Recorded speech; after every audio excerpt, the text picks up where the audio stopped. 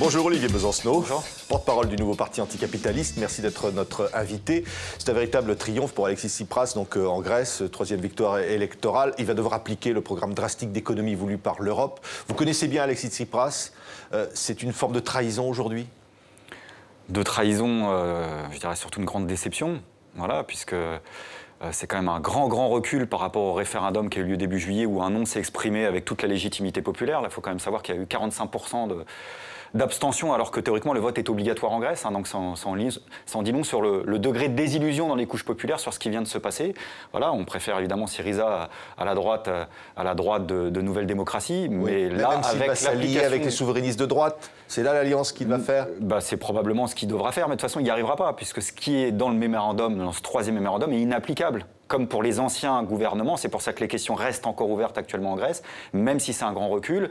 Trouver par exemple plus de 40 milliards de privatisation, ce ne sera pas applicable, ce ne sera pas possible. Et il le sait. Vous dites aujourd'hui, il le sait, il sait qu'il ne pourra pas appliquer ce programme. J'en sais rien, mais avec l'orientation qu'il a choisie, de toute façon, c'est une grande fenêtre qui se referme. Voilà, il y a eu un vent d'espoir extraordinaire en Grèce sur la possibilité de faire une politique alternative à l'austérité. Du côté de la Troïka, de la Banque Centrale Européenne, des gouvernements allemands, mais aussi français, on a eu finalement la volonté pas de faire de l'économie, parce que l'application du programme de Syriza, ou je vous dirais même le non-remboursement de la dette grecque, économiquement, c'est une goutte d'eau pour le capital européen, contrairement à ce qu'on nous dit.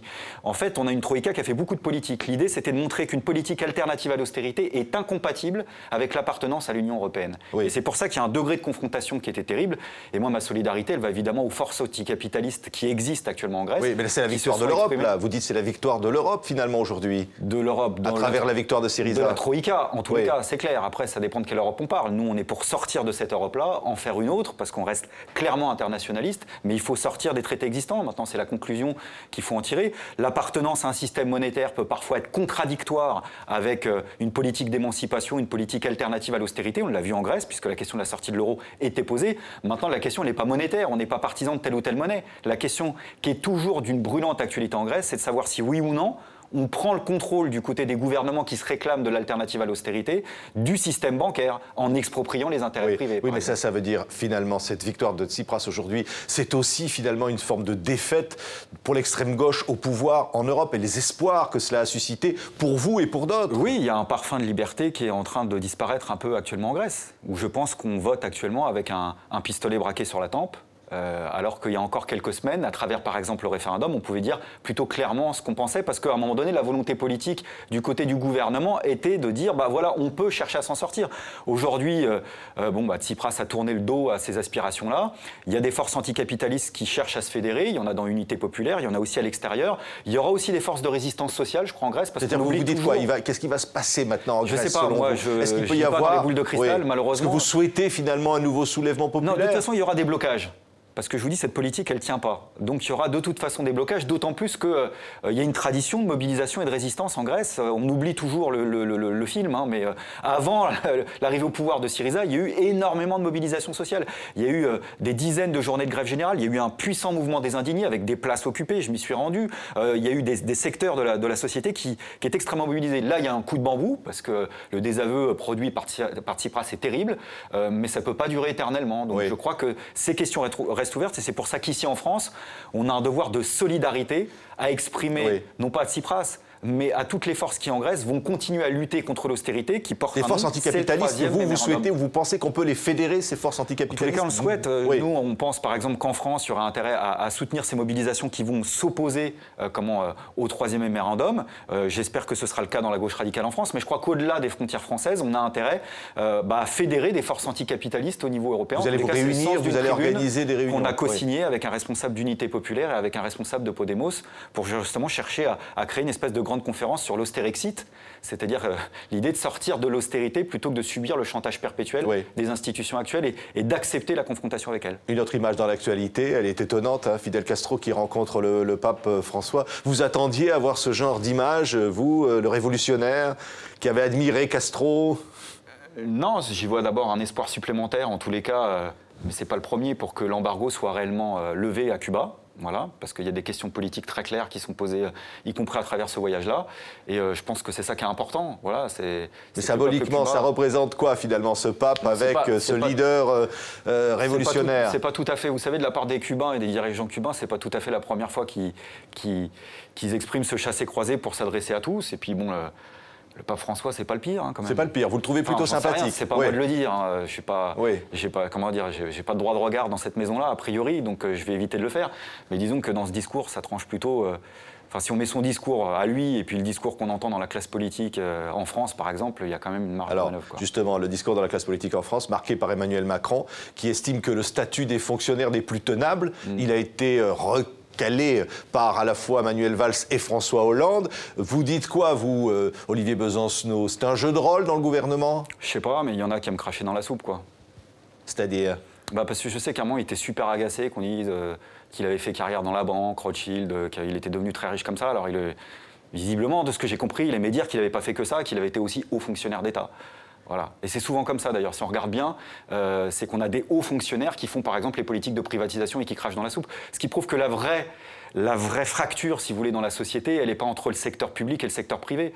Moi, je suis fonctionnaire, j'ai ce statut-là encore aujourd'hui. Vous craignez qu'un jour votre statut, Olivier Besancenot, puisse être mis en question? Au-delà de mon statut, j'ai plus de points communs avec des caissières de supermarchés, avec des salariés qui s'activent dans des usines, du privé, plus qu'avec des hauts fonctionnaires d'État qui sont dans le sommet de la pyramide, qui gagnent beaucoup d'argent et qui participent à l'exploitation des autres. Donc c'est ça la vraie facture. Mais quand Emmanuel Macron il remet en cause le statut des fonctionnaires ou qu'il remet en cause les 35 heures, vous dites qu'il parle au nom du gouvernement ou pas? Il est prévisible. Lui, il va nous sortir toutes les phrases de droite qui sont attendues. C'est ça, son taf, c'est ça. C'est jusqu'à la fin du mandat, il va dire à bas les 35 heures, à bas le code du travail, à bas le statut. Il va remettre en cause, il va dire je pense qu'il va nous faire des sorties sur la grève. Et puis un jour, il va terminer en disant mais quand même, vous vous rendez compte le nombre de semaines de congés payés qu'on a en France, on est payé. C'est tellement prévisible. Donc bon, à la limite. Voilà, ce qui est intéressant, c'est le jeu de rôle. C'est que dans le gouvernement, on l'utilise. C'est-à-dire, oui, on envoie des sondes pour voir comment on réagit en face, et puis en fonction de ça. Et c'est ça qui est terrible, parce que moi, Macron, j'ai pas le bras long, j'ai pas de pouvoir sur lui, pas plus que qui que ce soit dans ce gouvernement. En revanche, du côté du mouvement ouvrier, de la gauche syndicale, de la gauche politique, la question qui se pose, c'est qu'on a une multitude de résistances locales qui s'opposent à la politique du gouvernement sur les privatisations, sur les licenciements, sur les attaques du code du travail, sur le démantèlement des droits en général, et qu'il n'y a pas de fédération de ces luttes dans un mouvement commun, parce que je crois malheureusement que du côté des directions du mouvement ouvrier, on bug un peu dès que le PS est au pouvoir. On n'arrive pas à leur dire écoutez, vous menez une politique de droite, on va vous réserver le même sort qu'on réservait à des gouvernements de droite quand ils menaient une politique de droite. Olivier Besancenot, vous publiez un livre aux éditions Autrement, il s'intitule Le vrai coût du capital. C'est d'habitude, on parle du coût du travail, on entend ça tous les jours. Vous vous dites non, le coût du travail, c'est bidon. Vous dites en fait, ce qui coûte, c'est le capital. Oui, c'est de se pencher un peu sur l'autre côté du miroir, puisqu'on subit cette campagne politique, médiatique, cette grande propagande qui nous culpabilise tous. Pour nous qui avons encore la chance d'avoir un boulot, c'est l'idée que finalement, on nous a rebaptisé force du travail ou monde du travail en coût du travail. C'est-à-dire qu'on était responsable de tout. Et donc j'ai essayé, avec ce livre, en fait, de faire un espèce de répertoire de données chiffrées, illustrées. Hein. Il y a des cartes, il y a des tableaux, justement. Vous dites par exemple, un ouvrier Renault en 1960, il produisait 8 voitures. Aujourd'hui, enfin en 2004, il en produit 42. Oui. Donc il y a une augmentation extraordinaire de la productivité. Le travail coûte de moins en moins cher finalement. Voilà, absolument. Et puis avant de coûter, on rapporte énormément d'argent. C'est-à-dire qu'on produit tous, autant qu'on est dans le public ou dans le privé d'ailleurs, beaucoup plus de valeur ajoutée qu'on offre finalement à nos employeurs que la partie qu'on touche sous forme de salaire. L'écart est énorme. On n'a jamais été aussi productif, quoi qu'on en dise, et quelle que soit la situation de crise économique, et on est en situation de crise économique.